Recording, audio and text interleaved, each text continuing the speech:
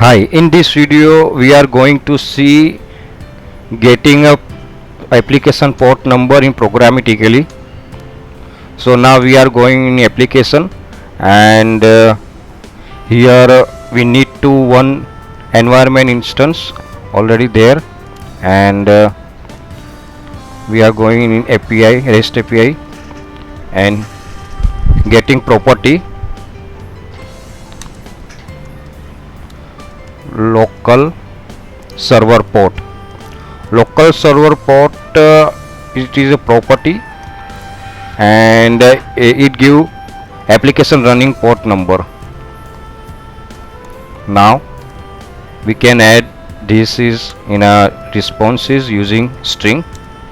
Now start the application, and we can see it's working fine.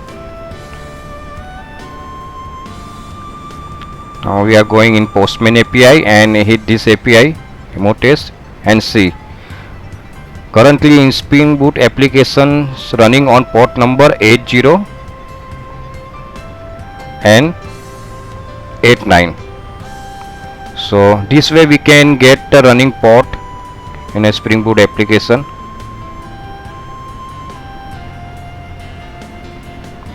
Now see.